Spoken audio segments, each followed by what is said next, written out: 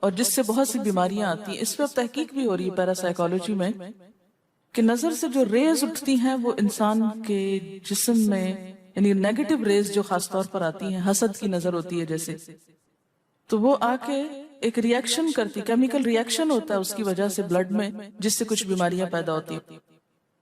حدیث میں آپ کو سنا دیتی ہوں. حضرت ام سلمہ سے روایت ہے کہ آپ صلی اللہ علیہ وسلم نے ایک لڑکی کے چہرے پر کالے پیلے رنگ کا نشان دیکھا تو آپ نے فرمایا اسے نظر بد لگ گئی ہے، اس پر دم کرو. حضرت جابر کہتے ہیں کہ آپ صلی اللہ علیہ وسلم نے آل حزم کو سانپ کے ڈسنے کی وجہ سے دم کرنے کی رخصت دی، اور آپ نے اسما بنت امیس سے پوچھا کیا وجہ ہے کہ میرے بھتیجے کمزور ہیں، کیا فقر و فاقہ کا شکار ہیں، یعنی کھانے پینے کے باوجود یہ کیوں کمزور ہیں، کیا ان کو کچھ کھانے کو نہیں ملتا؟ انہوں نے کہا نہیں، بلکہ انہیں نظر بد بہت جلد لگ جاتی ہے. تو آپ نے فرمایا ان پر دم کیا کرو. یعنی جس بیماری کی سمجھ میں نہ آئے کہ کھائے پیے بھی انسان جوان بھی ہو لیکن اس کو صحت ہو ہی نہ، کوئی ظاہری سبب معلوم ہی نہ ہو، تو ایسے شخص پر دم کرنا چاہیے. حضرت عائشہ صدیقہ کہتی ہیں کہ رسول اللہ صلی اللہ علیہ وسلم نظر بد کی وجہ سے دم کرنے کا حکم دیتے تھے. حضرت انس کہتے ہیں کہ آپ صلی اللہ علیہ وسلم نے نظر بد اور بچھو وغیرہ کے ڈسنے سے اور پھوڑوں سے دم کرنے کی اجازت دی، یعنی پھوڑے وغیرہ جو ہوتے ہیں نا اس پر بھی دم کی اجازت دی. تو جسمانی بیماری ہے نا. اور نظر کے بارے میں تو یہ بھی کہا گیا ہے، حدیث میں آتا ہے کہ نظر بد کا لگنا حق ہے، انسان کو اونچے پہاڑ سے گرا سکتی. کیونکہ ہوتا کیا ہے کہ جب ایک خاص اینگل سے دیکھا جاتا ہے تو دوسرے انسان کے جسم میں جیسے لرزہ سا آ جاتا ہے نا اور انسان ہل جاتا ہے. اس کی دلیل قرآن میں بھی ہے. ایک سورت کے آخر میں آتا ہے وَإِن يَكَادُ الَّذِينَ كَفَرُوا لَيُزْلِقُونَكَ بِأَبْصَارِهِمْ لَمَّا سَمِعُوا الذِّكْرَ، کہ قریب ہے کہ کچھ کافر آپ کو اپنی نگاہوں سے کیا کر دیں، پھسلا دیں جب یہ قرآن سنتے ہیں. یعنی وہ سننے نہیں آتے تھے، صرف آپ کو گھورتے رہتے تھے. اور کس لیے گھورتے رہتے تھے؟ تاکہ آپ بول نہ سکیں، آپ لرز جائیں، ڈگمگا جائیں، اپنا کام چھوڑ دیں. بری نیت سے آتے تھے.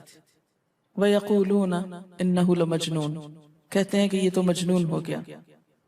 آپ صلی اللہ علیہ وسلم نے فرمایا نظر بد حق ہے، اگر تقدیر سے کوئی چیز سبقت لے جا سکتی ہوتی تو وہ نظر بد ہے.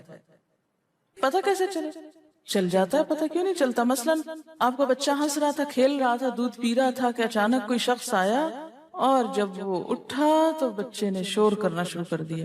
پتہ چل جاتا ہے. بعض اوقات گھر ہی کے لوگوں کی لگ جاتی، بعض اوقات محبت سے بھی لگ جاتی کہ بچہ کھیل رہا تھا، آپ دیکھتے کہ وہ گر پڑا، اچانک رونا دھونا شروع ہو گیا، سر پھٹ گیا.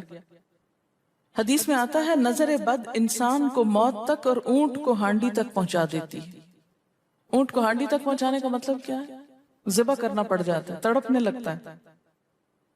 آپ صلی اللہ علیہ وسلم نے فرمایا اللہ کی قضاء اور تقدیر کے بعد سب سے زیادہ نظر بد کی وجہ سے میری امت میں اموات ہوں گی.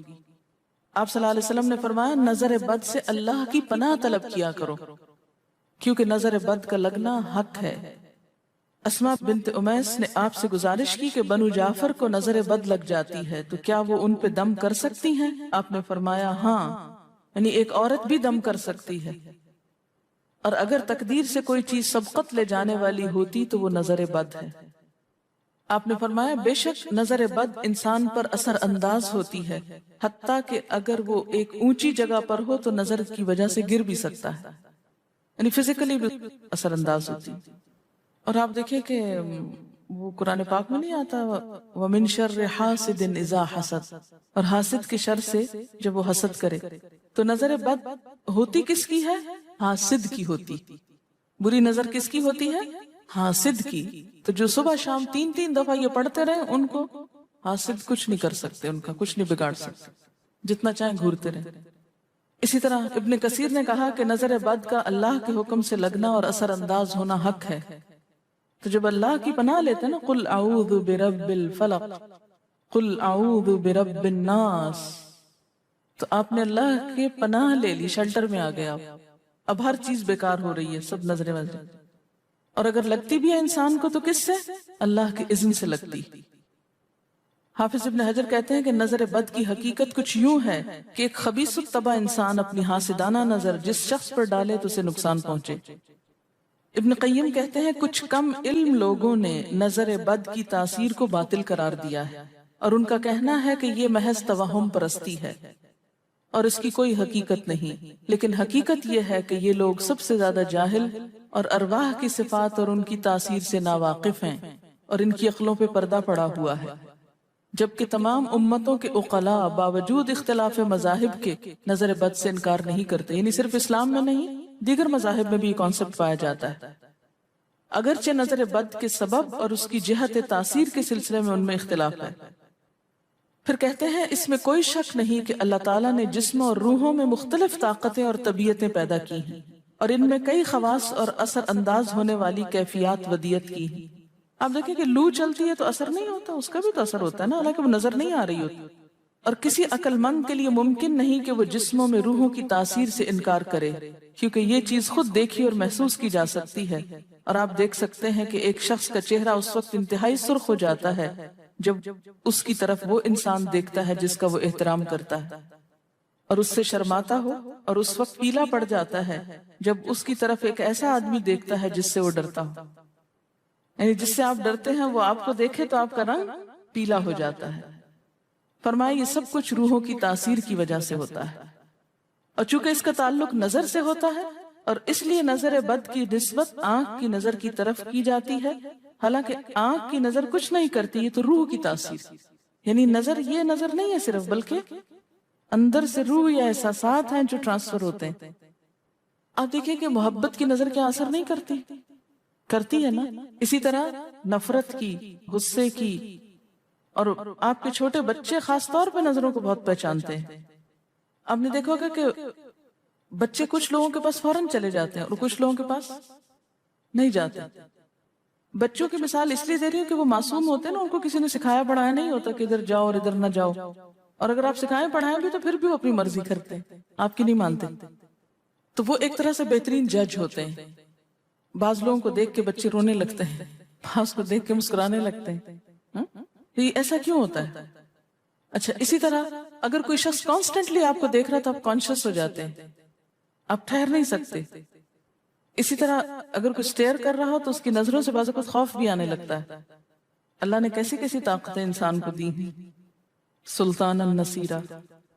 اچھا، پھر لکھتے ہیں کہ روحیں اپنی طبیعتوں، طاقتوں اور کیفیتوں اور اپنے خواص کے اعتبار سے مختلف ہوتی، سو حسد کرنے والے انسان کی روح واضح طور پر اس شخص کو اذیت پہنچاتی ہے جس سے حسد کیا جاتا ہے۔ ویسے بھی تو آپ دیکھیں نا، وہ رویے ایک دم آپ پہچان لیتے ہیں۔ یہی وجہ ہے کہ اللہ تعالیٰ نے حاسد کے شر سے پناہ طلب کرنے کا حکم دیا ہے۔ حاسد کی تاثیر ایک ایسی چیز ہے جس سے وہی انکار کر سکتا ہے جو حقیقت انسانیت سے خارج ہو۔ جنوں کی نظر بھی لگتی، یہ میرا قول نہیں ہے، حدیث ہے۔ حضرت ابو سعید خدری سے روایت ہے کہ رسول اللہ صلی اللہ علیہ وسلم جنات اور انسانوں کی نظر بد سے پناہ مانگتے تھے، یعنی آپ جو پناہ مانگتے تھے بری نظر سے، وہ انسانوں کی بھی اور جنوں کی بھی۔ پھر جب معوذتین الفلق اور الناس نازل ہوئیں تو آپ انہی کو پڑھتے اور باقی دعائیں آپ نے چھوڑ دی تھی، یعنی قل اعوذ برب الفلق، قل اعوذ برب الناس، پھر سب چیزوں کے شر سے بچنے کے لیے کافی۔ یاد رکھیے بعض اوقات اپنی نظر بھی لگتی ہے، خود کو بھی نظر لگتی ہے۔ اسی طرح جب لباس اتارا جاتا ہے نہانے کے لیے مثلا، تو اس وقت بھی دعا سکھائی گئی، بسم اللہ پڑھنی چاہیے، بیسیکلی بسم اللہ پڑھ کر اتارنے چاہیے، اور اس کے علاوہ اعوذ بکلمات اللہ التامات من شر ما خلق بھی پڑھ سکتے ہیں۔ آپ کو معلوم ہے کہ ٹوائلٹ میں جانے سے پہلے بھی دعا سکھائی گئی، کیونکہ جنات کے ٹھکانے گندی جگہوں پر ہوتے ہیں۔ اللہم انی اعوذ بک من الخبث والخبائث، خبیث جنوں اور خبیث جننیوں، خبائث سے تیری پناہ میں آتا۔ یہ دعا کیوں سکھائی گئی؟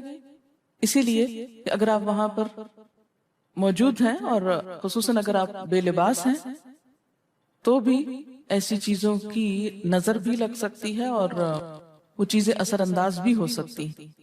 اسی لیے بلا ضرورت تنہائی میں بھی بے لباس ہونے سے منع کیا گیا ہے۔